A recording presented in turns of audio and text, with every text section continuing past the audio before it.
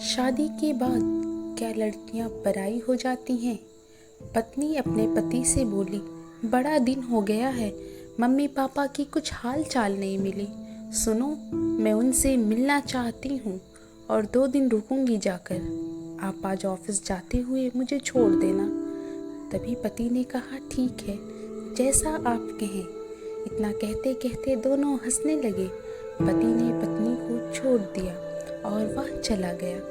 बेटी जैसे ही मायके पहुंची, वह बाहर पापा को देख खुश हो गई। दोनों लोग साथ में बैठे खाना खा रहे थे, चटनी अचार के साथ रोटी। उसने देखा और अपने पिता से बोली, पापा आप कब से चटनी खाने लगे? और मम्मी, आपको तो अचार बिल्कुल पसंद नहीं था। तभी बाप चेहरे पर झूठी सी मुस्कान लिए बोला, कभी कभी खा लेते हैं बेटा, खाना चाहिए। बेटी ने बोला, मम्मी भाभी कहाँ हैं, दिख नहीं रही। माँ कुछ बोलना ही चाह रही थी कि इतने में भाभी वहाँ आ पहुँची। नंद को देखते ही झूठी मुस्कान सजाए बोली, कैसी हो और कब तक रहना है? रहोगी या जाओगी?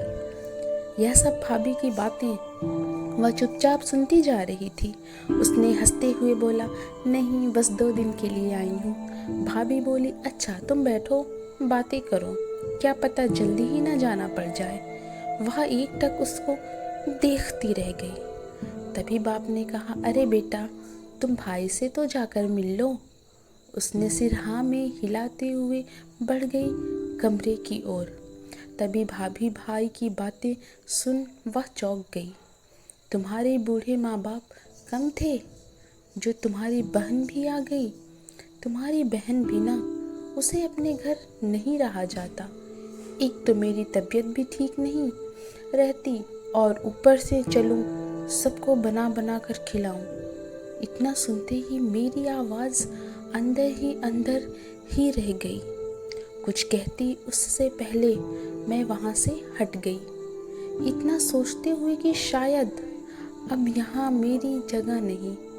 और उसने सोच लिया था कि वह अपने घर चली जाएगी, यहाँ नहीं रुकेगी। और उसने अपनी आँखों में आंसुओं को छिपाए माँ बाप से बहाना कर खुद से ही घर चली गई। और वह मन ही मन सोच रही थी, क्या शादी के बाद बेटियां पराई हो जाती हैं?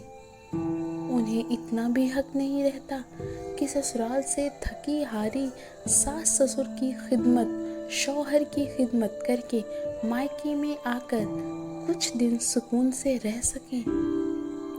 आशा करती हूँ दोस्तों आपको ये कहानी पसंद आई होगी। कहानी अगर पसंद आई है तो चैनल को सब्सक्राइब करना और इसे लाइक करना एंड शेयर करना ना भूलें। मिलते हैं अगली एक नई कहानी के साथ। तब तक के लिए हंसते रहिए, मुस्कुराते रहिए।